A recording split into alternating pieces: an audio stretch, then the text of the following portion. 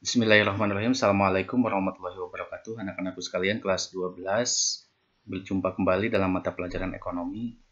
Di pertemuan kemarin itu kita sudah membahas tentang bagaimana mencatat transaksi ke dalam persamaan dasar akuntansi. Jadi persamaan dasar akuntansi itu hanya untuk menggambarkan bagaimana akuntansi bekerja. Jadi pencatatan secara umumnya saja. Nah, sekarang bagaimana cara mencatat transaksi dalam akuntansi untuk perusahaan jasa? Itu ada pencatatan yang namanya siklus akuntansi perusahaan jasa. Jadi awas, perusahaan yang kita hadapi adalah perusahaan jasa. Jadi hanya menjual pelayanan, jasa keahlian, tidak pernah menjual barang. Jadi perusahaan jasa. Nah, tujuan pembelajaran kita kali ini adalah itu ada tiga yang akan kita bahas. Yang pertama adalah mampu menganalisis pengaruh transaksi terhadap posisi keuangan perusahaan.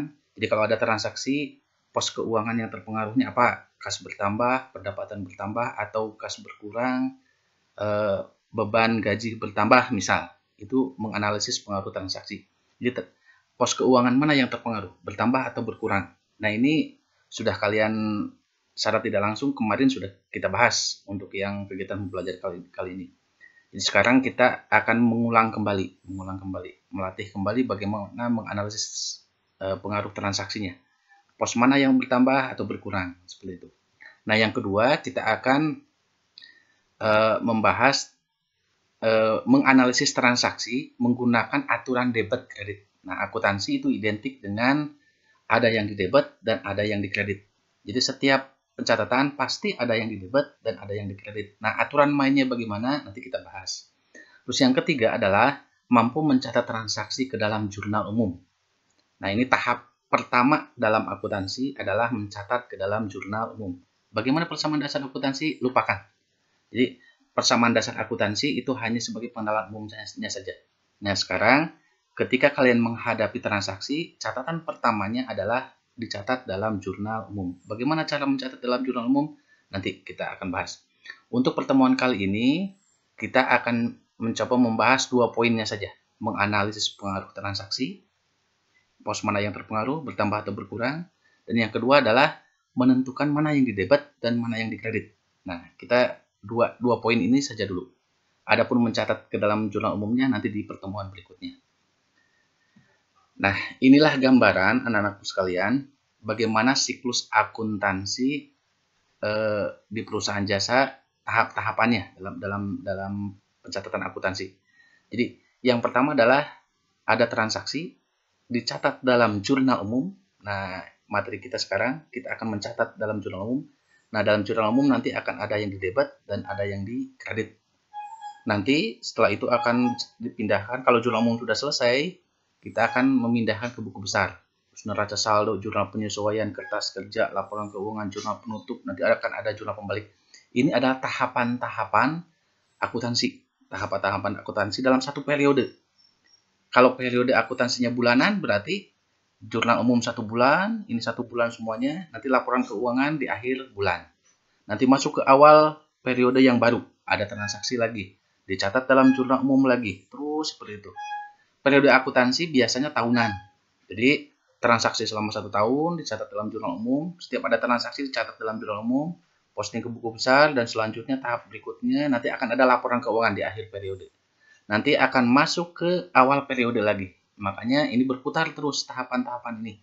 Makanya sering disebut, materi kita disebutnya siklus akuntansi perusahaan jasa, cycle. Jadi akan berputar terus. Nah, inilah poin-poinnya. Jadi tahapan materi yang akan kita pelajari itu panjang sekali. Jadi ada tahapan-tahapannya, jurnal umum, buku besar, neraca saldo, jurnal penyesuaian, kertas kerja. Nah, tahapan-tahapan ini nanti satu-satu nanti kita akan bahas. Sekarang kita fokus ke jurnal umum terlebih dahulu yang di sini. Bagaimana cara membuat jurnal umumnya? Nah, ini perlu diketahui juga, ini agar tidak bertuburkan dengan materi persamaan dasar akuntansi yang kemarin, bahwa pos keuangan atau akun itu yang kita kenal ada 5. Ini berurutan, ada harta, ada hutang, yang ketiga ada modal, ada pendapatan, dan ada beban. Nah, sekarang pencatatan transaksi ke dalam jurnal umum ini itu dimunculkan semuanya. Seluruh pos keuangan, harta, hutang, modal, pendapatan, beban dimunculkan semuanya. Jadi ketika kita menganalisis pos mana yang terpengaruh, ini akan muncul semuanya. Berbeda dengan pencatatan ke dalam persamaan dasar akuntansi yang kemarin. Khusus untuk pendapatan dan beban, kemarin itu tidak dimunculkan.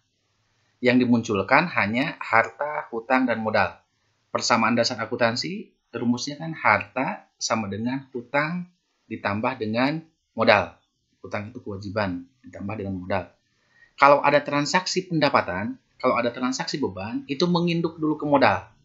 Jadi kemarin kalau ada transaksi pendapatan, modalnya jadi bertambah. Kalau ada transaksi beban, modalnya jadi berkurang.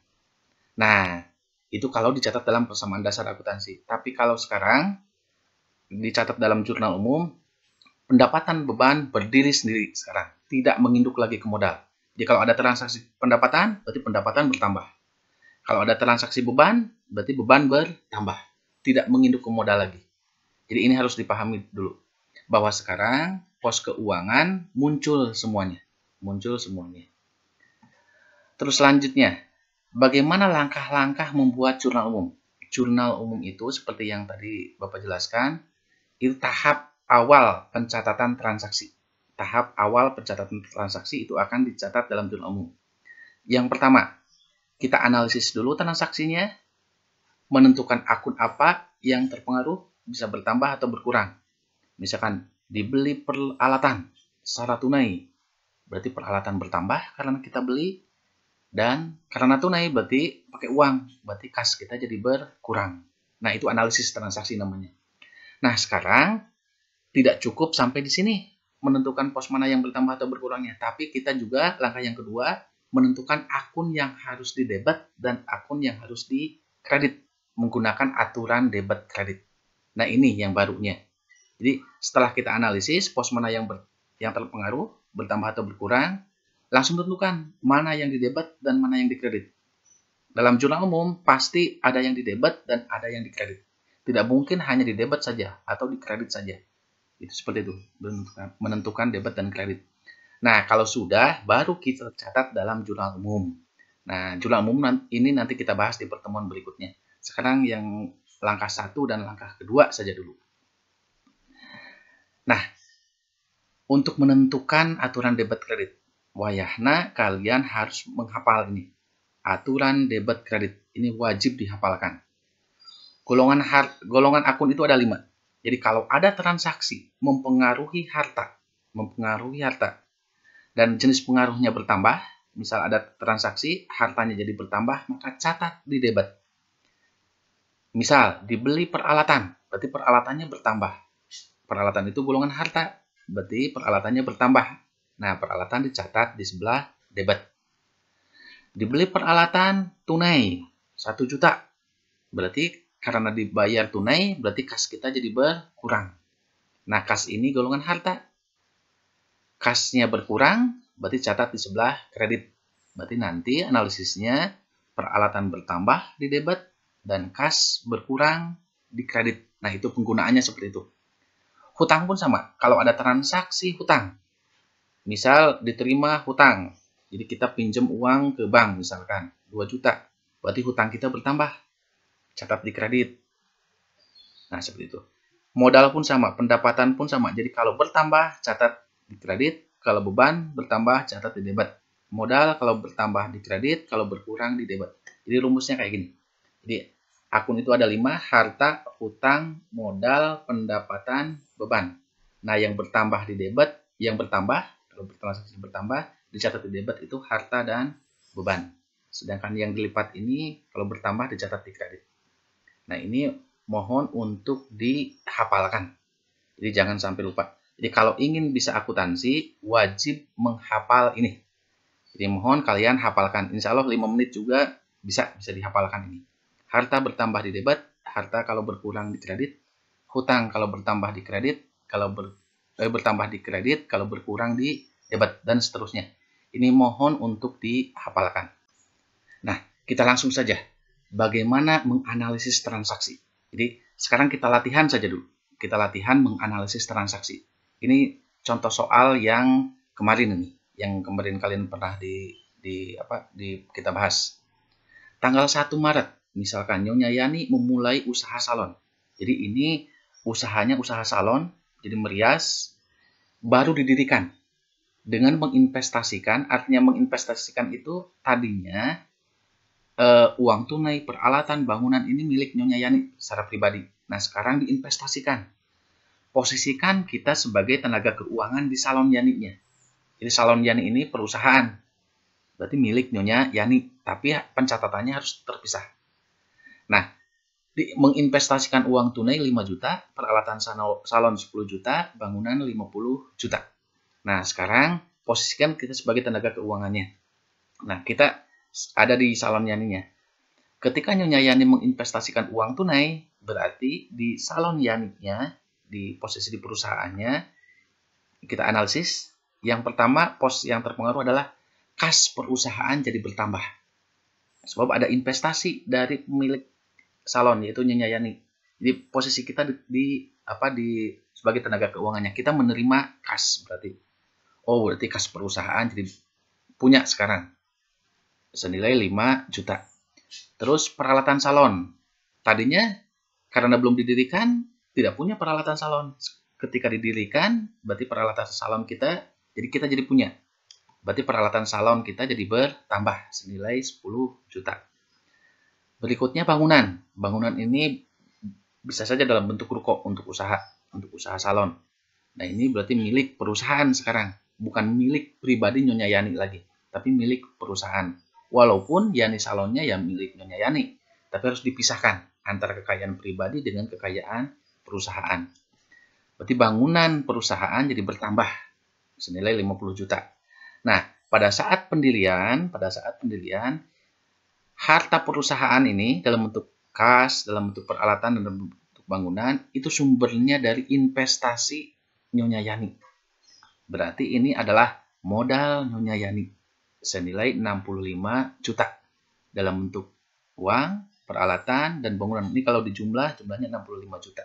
Jadi perusahaan Yani Salon ini itu dimodali atau hasil investasi dari Nyonya Yani. Nah, kemarin kita baru membahas sampai di sini.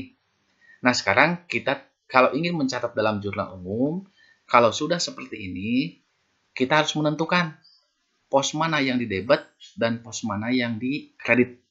Nah, ini adalah materi baru.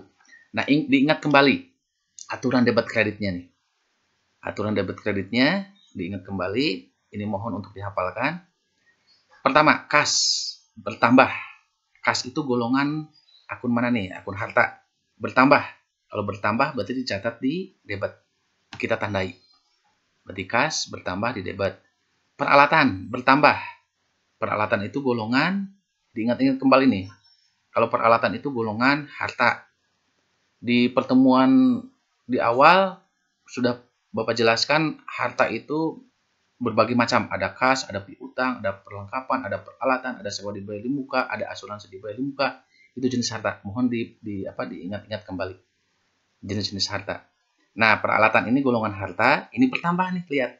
Hasil analisis kita, peralatan kita bertambah. Kalau peralatan bertambah, berarti harta bertambah. Berarti catat di sebelah debit. Nah, kasih simbol gini aja. Bahwa kas bertambah di debit, peralatan bertambah di debit, bangunan. Sekarang, bangunan pun jenis harta. Ini bertambah. Kalau bertambah, berarti dicatat di sebelah debit. Nah, gitu. Nah, sekarang modal. Modal Nyonya Yani bertambah. Kalau modal bertambah, nih, modal kalau bertambah di aturan debit kreditnya, kalau bertambah itu dicatatnya di sebelah kredit. Nah, gitu.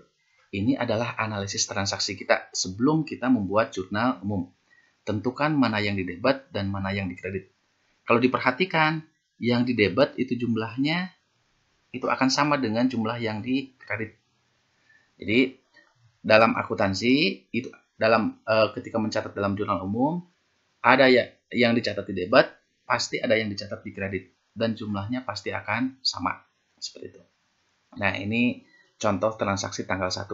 Jadi ini cara membuat analisisnya. Jadi nanti kalau latihan, inilah analisis transaksinya. Harus sampai menentukan mana yang di debit dan mana yang di kredit. Pakai tanda panah, simbol D atau K saja, menunjukkan debit dan kredit. Ya, selanjutnya, tanggal 2 Maret 2019, dibeli perlengkapan salon dari Toko Indah secara tunai. Kita membeli perlengkapan salon. Kita coba analisisnya. Kalau membeli perlengkapan salon, berarti perlengkapan kita jadi bertambah. Yang namanya juga membeli, berarti perlengkapan salon kita jadi bertambah senilai 2 juta. Dari Toko Indah secara tunai. Kalau secara tunai berarti kita langsung bayar. Bayarnya pakai uang. Berarti uang kita jadi berkurang. Karena langsung bayar untuk membeli perlengkapan. Uang ini berarti kas. Kas kita jadi berkurang senilai 2 juta. Nah, ini analisis transaksinya. Nah, kita tentukan mana yang di debit dan mana yang di kredit. Ini tidak ada pos yang lain yang terpengaruh. Hanya perlengkapan bertambah 2 juta dan kas berkurang 2 juta. Nah, diingat lagi aturan debit kreditnya. Perlengkapan itu golongan harta. Bertambah. Kalau bertambah dicatat di debit. Nah, berarti perlengkapan bertambah di debit. Yang berikutnya kas berkurang. Kas itu golongan harta. Kalau berkurang dicatat di kredit. Nah, gitu. Ini adalah analisis transaksinya. Analisis transaksi untuk tanggal 2. Selanjutnya, nih, tanggal 5 Maret. Dibeli peralatan salon 8 juta. Nih, yang namanya dibeli peralatan salon, berarti peralatan salon kita jadi nambahan. Jadi bertambah, namanya juga beli. Berarti peralatan salon itu dibawa ke perusahaan. Kita membeli. Berarti analisisnya peralatan kita jadi bertambah 8 juta. Dari Toko Jaya secara kredit. Kalau secara kredit berarti kita belum bayar. Berarti uang kita tidak terpengaruh. Yang ada adalah kita punya kewajiban untuk membayar suatu saat nanti.